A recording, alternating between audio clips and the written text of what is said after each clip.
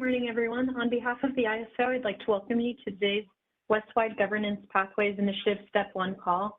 My name is Christina Guimera, representing ISO Stakeholder Affairs, and I will be facilitating today's meeting. Today's slide deck presentations are also available on the initiative webpage. You can get to that page by going to CAISO.com, and then under the Stay Informed tab on the homepage, you'll see Policy Initiatives.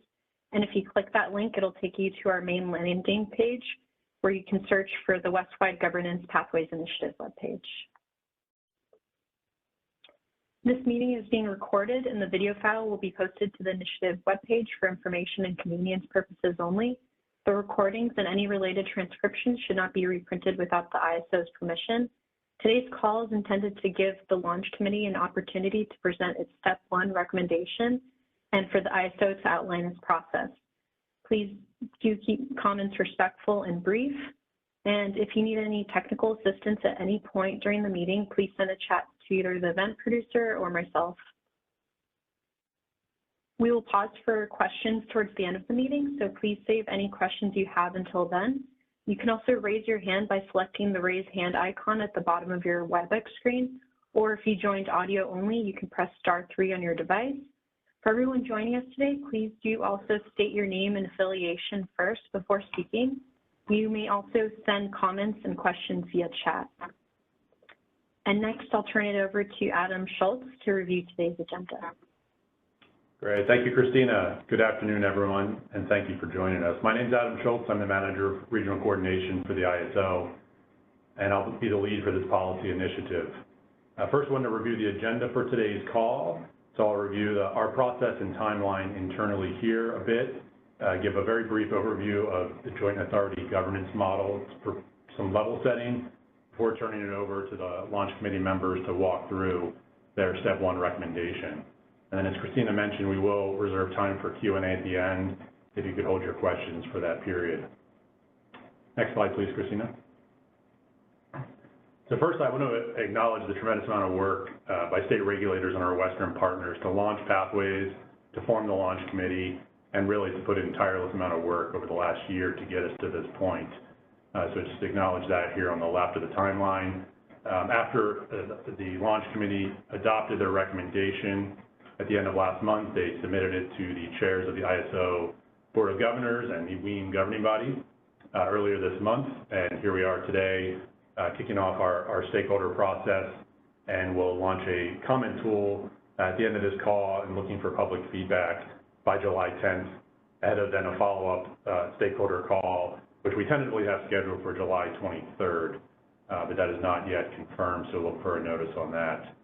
We expect then that the ISO board and EIM governing body will be in a position to jointly review this recommendation and take action later this summer. And I've also included a link here to our policy initiative page for more information and details of this effort. And also just a note here that if the board were to approve this action, we anticipate there'd be need to take implementation changes and potentially likely changes at FERC. But we would be doing that in alignment with the trigger mechanism proposed by Pathways, which you will be hearing more about shortly. Next slide, please. I won't spend a ton of time on this one, but just some level setting before I turn it over to the Launch Committee members. Just a short overview of the current joint authority model we have in place today. So this is a graphic some of you may have seen elsewhere, but we have market design issues can come to us through several channels, as noted on the left. They'll come, if they apply to the Western energy markets, they will then be jointly considered by the Board of Governors and the EIM governing body. After a majority vote of both bodies, then a change can be filed with FERC. So that's sort of the current status quo that came out of the Governance Review Committee that's in place today. And again, for more information on our current governance structure, including the EIM charter and bylaws, you can take a look at the link provided there. And now with that, I will turn it over to our Launch Committee members who have joined us today to walk us through the Step 1 recommendation.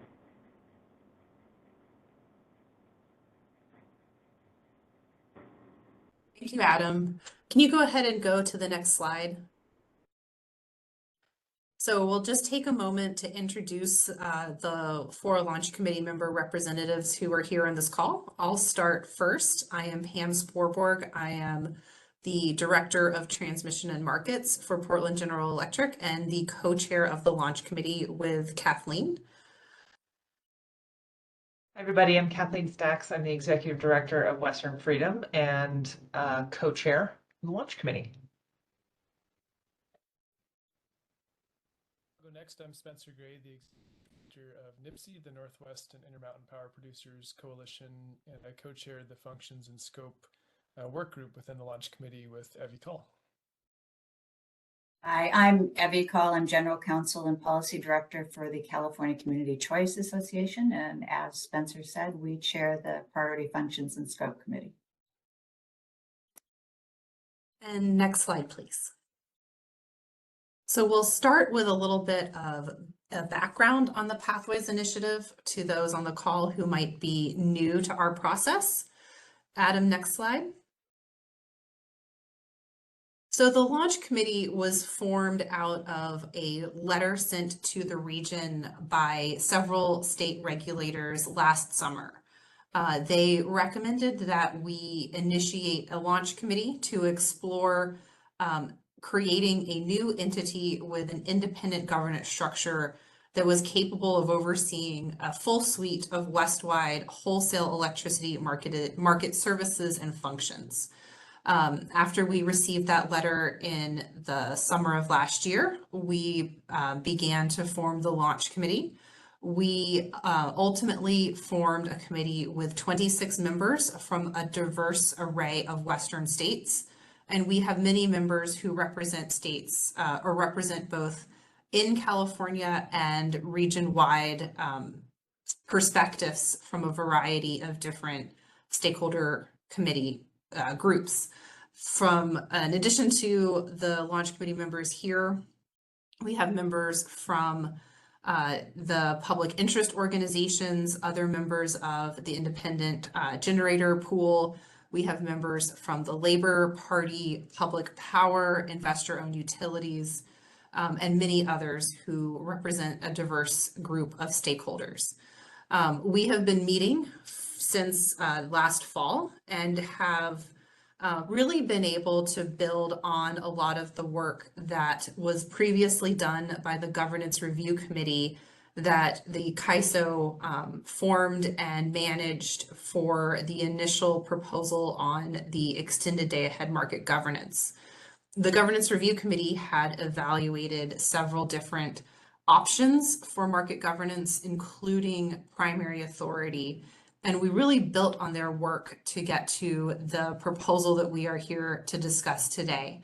But before we get into those details, I will turn it to Kathleen to talk a little bit more about our mission and some of the principles that we used to formulate our recommendation. Thanks, Pam. One of the first things that the launch committee took on when it began its work early last fall was to set out a mission and charter to really guide the work that we're doing. And what you see on the screen here is the mission. And a lot of this is based on the guidance that we got from the state regulators in the letter in July. But really, I think this was an effort for the launch committee to take that guidance from the state regulators and then turn it into really, truly a stakeholder initiative. So a couple of items just to highlight from the mission. One of the most important things that we're focusing on is creating an independent governance structure that can offer a full suite of West-wide wholesale electricity markets to maximize benefits to customers. And so we're looking to create a structure that can enable the largest footprint possible and include California. We are trying to minimize costs and build on the existing CAISO market structures that currently serve over 80% of the Western interconnection. We ultimately want this entity to be able to evolve and add market services up to and including a full regional transmission organization. But really that piece of it, that full evolution into an RTO is beyond the scope of the launch committee. So this is really, our focus is creating an entity that can enable that future evolution. Next slide, please. So as we started developing sort of options and proposals about how to actually undertake this and what this new organization might look like, we also identified a handful of evaluation criteria for us to compare one structure to another as we were going to be developing recommendations to bring to the full public. So this is the list of evaluation criteria. Again, I'm not going to read the whole thing, but calling out a handful just to demonstrate this reflects the principles that we have in our mission, but includes things like organizational flexibility that captures that future evolution, minimizing costs and maximizing benefits, doing things on a timeline that reflects the evolution of the markets that we're seeing in the West, and can enable broad market participation. After our first round of stakeholder feedback on our evaluation criteria, and sort of an initial straw proposal, we got some feedback that we needed to highlight our focus on respecting state and local authority. And so this is really, I think, a really key part of one of the underlying principles for the work that we're doing, and that is ensuring that we are creating a structure that respects each individual state's ability to set and enforce its own energy policies. We are not looking to create something that is going to enable one state to force its policies on another state, and vice versa. So maintaining that state autonomy and that state authority, as well as really highlighting the importance of each state's ability to work on behalf of the public interest for its consumers within its state. So elevating this state and local authority, as well as the public interest policies, we felt was a critical enough part of this to add it to our evaluation criteria, and has been something that we have continued to see evolve into our work, including recommendation from to adjust the EIM governing body charter to incorporate this language and really recognize that we're looking at protecting the public interest across the entire West and not just California. Next slide, please. I'll pass it over to Evie or actually I'm going to pass it over to Spencer to talk about sort of the big framework of what we have proposed and provide the context for how this step one fits into the bigger Pathways Initiative work. Thanks, Kathleen. I want to share some of the context of what we're presenting here today, and then I'll turn it over to Evie to share some of the details on step one that we've recommended to the governing body and to the Board of Governors. I think we can go to the next slide. So as Pam and Kathleen conveyed, our directive from the state regulators last summer was to come up with an approach that would form some kind of organization or structure for energy market governance that was also RTO capable. So we've endeavored in the last 8 months to come up with an approach that would get us to that point. And in doing so, we've explained this in prior meetings of the launch committee, but this is our chance to do so with respect to step one here today. We broke up our approach into a stepwise approach that's described here on this slide. So what we're presenting today is really just step one, and the dividing line between step one and step two, we based on the judgment of outside counsel legal opinion that we received from Perkins Coie, that there was a low risk of violating either federal law and federal precedents or state law in California, and presenting the approach that Evie's going to describe here for moving toward primary authority of the EIM governing body going forward. Over the course of the summer, the launch committee, with a number of public stakeholder workshops and some assistance from folks who've commented as stakeholders in the past few months, we'll be working on coming up with the final proposal for step 2. The core of step 2 is proposing a structure that would result in sole authority over the energy markets from a FERC filing perspective, a Federal Power Act perspective, resting with what we've proposed as a new regional organization, a new corporation vested with that authority. And then finally, step 3 here is sort of floating on the horizon. We've done a good amount of thinking about how to arrive at a point where services beyond the energy markets could as well be vested in this regional organization. So a step beyond the energy imbalance market and EDAM. So the takeaway point here is that what we're presenting today is what our best judgment is can be pursued under current law in California without a change in law. And we're working in the meantime over the coming months on finalizing a recommendation for step 2 to present as well, which obviously involves a legislative component that we've discussed before in our launch committee meetings with the public. We can move to the next step, and I believe I'm handing this over to Evie now. Thanks, Spencer. As Spencer said, the step 1 design increases the independence and authority of the governing body over the existing markets. And it does this within the existing CAISO envelope. We don't have to develop any new entities or new structures to do this. And as he said, the objective is to take this incremental step and a meaningful first step in governance independence in a way that minimizes risks under California law. And as Adam explained, the governing body, which is a chartered body, shares joint authority with the CAISO Board of Governors in making market decisions today. And that scope of authority includes tariff provisions that apply to EIM participating entities in their role as participating entities.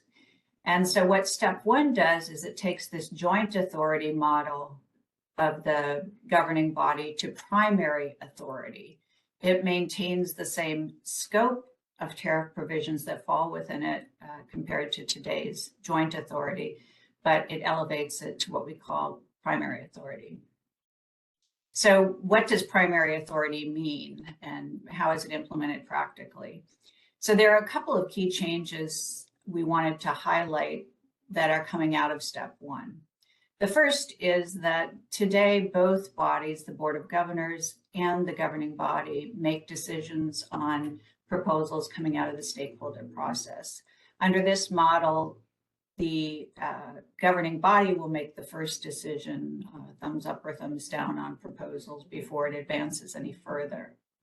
The second major change is that once we go through the whole process, if there's an unresolved dispute between the CAISO Board of Governors and the governing body, what happens today is that the CAISO, under some circumstances, can make a filing at the FERC unilaterally, and the governing body has the right to provide an opinion with that filing, but it doesn't have equal rights in terms of Section 205 rights. So as part of elevating the governing body's authority, what we've done is increased their position so that they will be too filing a proposal, co-equal proposal, through the CAISO's Section 205 authority. So imagine a proposal will go in, it'll have both the CAISO's proposal and the EIM governing body's proposal, and it'll be put before FERC without preference for decision. And as a part of elevating their authority in this way, what we've done is to increase their public interest obligations. And there will be provisions added to the charter that aim to reduce customer costs, preserve state and local policies, and to maximize the resources that are going to be available to support reliability. But going on to the next slide, just very quickly, putting this in context of the whole decision-making process. So anything in blue here identifies points in decision-making that exist today where there's no changes. And the green highlights the areas of change. So as you can see, it comes out of the stakeholder process. It goes into governing body review, and there's a vote on the proposal. And if the governing body approves the proposal, it goes straight through to the CAISO Board of Governors. It can go on the consent agenda there, in which case the CAISO just files that proposal with FERC if there's no objection. But if there is disagreement, what happens is the issue goes, as it does today, into the dispute resolution process in section 2.2.2 of the governing body's charter. And the most critical step, as I told you earlier, is when there is a failure to resolve a dispute and they can't reach agreement, then essentially we have this jump ball provision. And so this approach is narrowing what we see today, and to the point where the CAISO will have authority to unilaterally file a tariff change only in time critical exigent circumstances. So in all other circumstances, if the bodies can't reach agreement, FERC will be the final arbiter. And that includes situations where one body is proposing a change and the other thinks no change should occur. So basically, in any situation where you have those conflicts, except time critical exigent circumstances, it'll go to a jump ball before FERC. And so this is a really material change, which has been important to a number of entities in considering their decisions to join the EDAM market. And so collectively, that's kind of what we refer to as the primary authority. So the next step for us was to think about, well, when are we going to trigger implementation of these new rules? And since the goal of step one is to expand the EDAM footprint, it made sense to say we will implement the changes when we see some expansion in the EDAM footprint. And it has to meet a certain threshold before taking effect. And essentially, it would occur when a set of geographically diverse, which is important, Northwest and Southwest, non-CAISO EIM entities that equal 70% or more of the CAISO Balancing Authority area annual load for 2022. That was the value that we used. And if the entities get there, if we get that much load into the market, then we can trigger implementation of these provisions. And we know that NV Energy has recently indicated an interest in joining EDAM.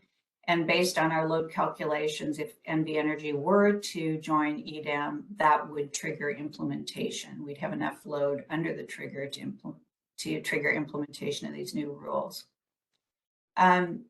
One additional point, you might be familiar with the primary authority model that existed in 2019 when the GRC began their review that ended up in the joint authority model.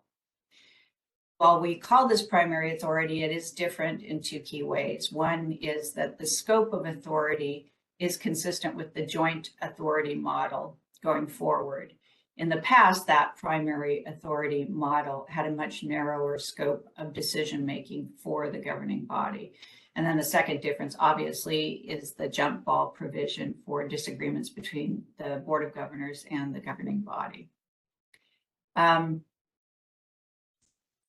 So to make these changes, what we anticipate in this process, and I'm sure that Adam or others will talk to you about this, but what we anticipate is that the changes will have to be made through the WEIM charter. There may be some changes to the CAISO bylaws and the CAISO tariff in order to give effect to the jump ball provisions. So that is what step one looks like. Back to you, Kathleen.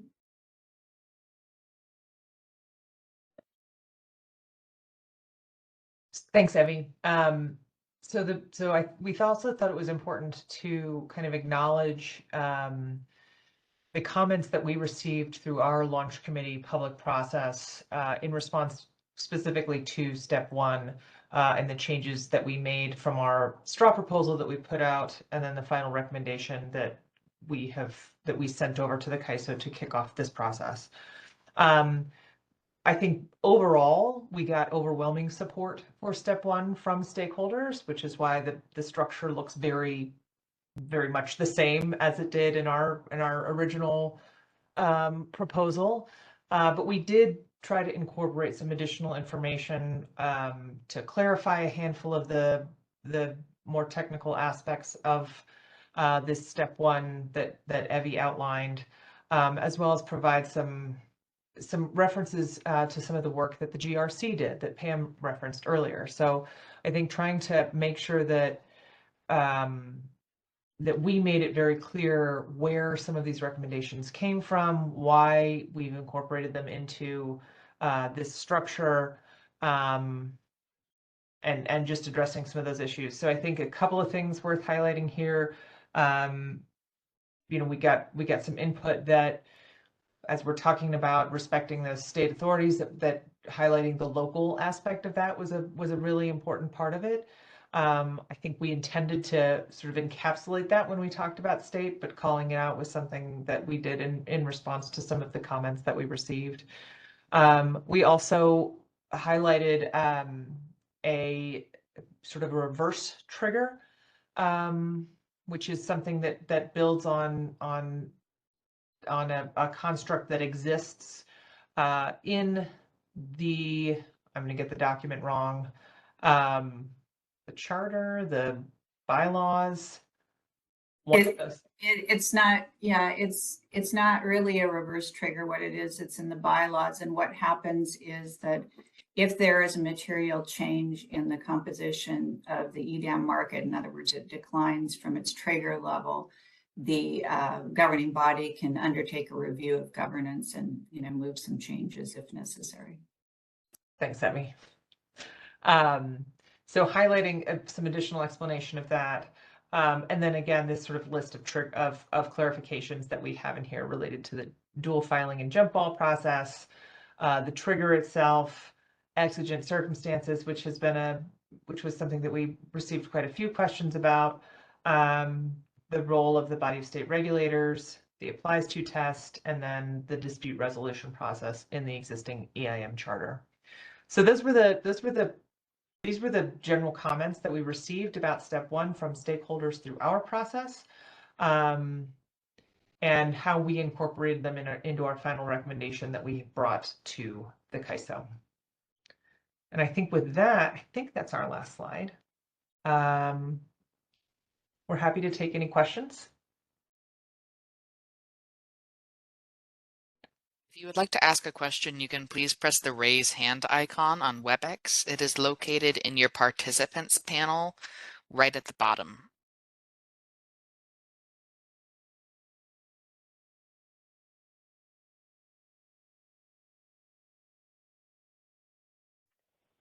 We have a question from Doug Marker.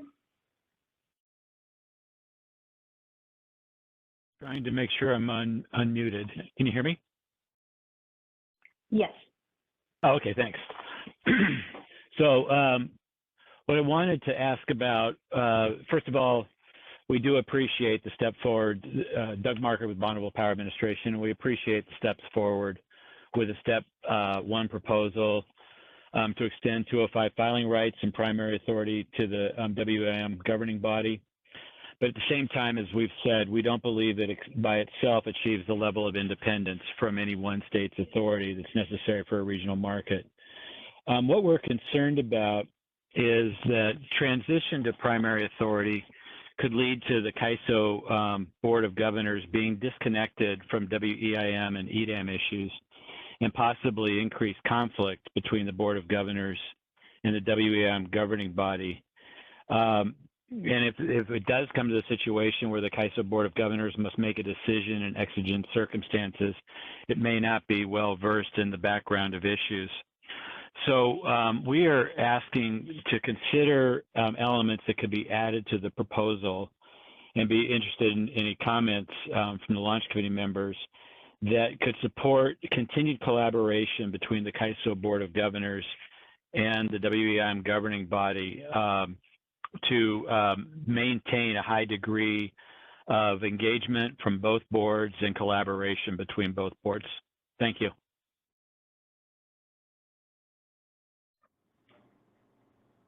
Hey, Doug, this is Adam Schultz. I'll take a shot at responding to that. Thank you for that feedback. Certainly aware of Bonneville's comments to that regard to the pathways process. look forward to that feedback in our written comments that we get from you all as well as something for consideration. Doug, I'll just add from a launch committee perspective, you know, we have a number of GRC members. I know Bonneville was very active on the GRC on the launch committee, who are aware of the perceived and I think real value of the increased collaboration that happened moving to the joint authority model with joint meetings. While we didn't touch on the mechanics of whether the two bodies would continue to meet jointly going forward, we certainly didn't want to preclude that approach, and it seemed an appropriate question for the two bodies themselves to consider how to continue working well together. So for what that's worth, I think that comment in your filed comments was received well and registered with a number of us who've thought about that issue, but we just simply hadn't opined on it. And Doug, Cal CCA will be making that same comment in our comments in the stakeholder process. As Spencer said, we just really didn't get to the question. Next in the queue, we have John Hammond.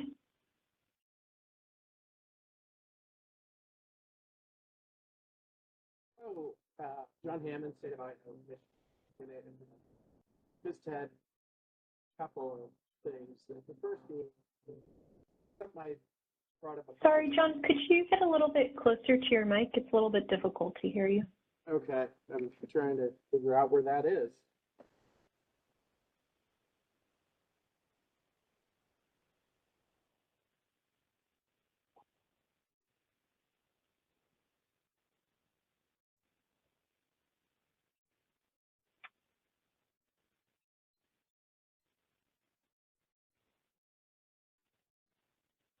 You can try speaking again, John.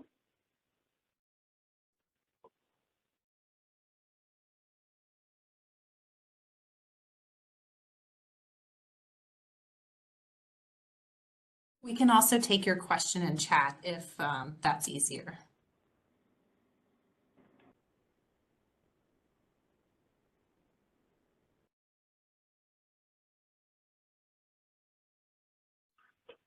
All right. There are no further questions in the queue. So we will move on to the next slide. I will turn it over to Adam for some final thoughts on our timeline. Thanks, Christina. I just want to make sure we get to John's question. If John could get that into the chat, we can read it out loud and then address it. But I just wanted to put this up again after you all got to hear from the Pathways team on their step one recommendation. Just a reminder of where we are in our process. The commenting tool is going to be available on our website, available here at the policy initiative page. We're looking for feedback by July 10th. And then again, looking to have a follow-up meeting after those comments come in late July, and we'll confirm that date here before too long. And with that, I will take it to the next slide and turn it over to Christina. And I see Kathleen also has a question in the chat, or the raised hand. Kathleen, you can. Thanks, Christina. And Adam, this may be a dense question, but I'm going to go for it and see if it's helpful. This is Kathleen from Vistra, and I just wanted to find out, you know, we submitted comments to the Pathways process. Is there a specific, and maybe this is already in the posted template, so, but is there a specific kind of feedback that HISO is looking for that would be separate from what we already have provided? Does that make sense? It does make sense, and I think the answer to that is probably not super clear. I mean, I think we're welcome and open to any feedback that stakeholders have on this. I would treat it as it's a different process, a different consideration that we have. So if you have feedback that you feel has not been addressed, I would encourage you to submit that feedback again. And I think Christina here will walk through sort of the overview of what we're looking for, but certainly provide a lot of latitude here to make any comments that are of interest. Thanks, that's really helpful. And I'll feed the floor back to Christina in 1 second. I just wanted to make sure, I know sometimes the guys you like to see attachments as opposed to your comments in the actual template tool. So I just wanted to get a sense of if we also attached our previously submitted comments, as this can make it easier to find them, would that be all right? I will defer to Christina on that process. Yeah, so you can either write in your answer to each question or you can submit as an attachment. Either way is fine. Okay, great. Thank you guys so much. Of course. So on that note, we'd like to remind you all to please submit comments on the Pathways Initiative webpage regarding today's call. Comments are due by July 10th. And we'd like to note that one of the questions will ask you for a one-word answer on whether you support, are neutral, or oppose the Step 1 recommendation. And we will also seek feedback on a summary of your organization's viewpoint, the conversion from joint to primary, the modified dispute resolution and dual 205 filing mechanism, the incorporation of public interest safeguards, and the trigger mechanism to implement Step 1. And lastly, we would like you to save the date for the Stakeholder Symposium on October 30th in Sacramento. Additional details will be available on the ISO website, and you can contact symposiumreg@CAISO.com with any questions. And seeing no further questions in the queue, with that, we would like to thank you all very much for joining today's discussion. Thank you and have a wonderful rest of your day. Thank you to all of our speakers, and thank you all in the audience for joining us today. With that, the call is concluded and you may now disconnect.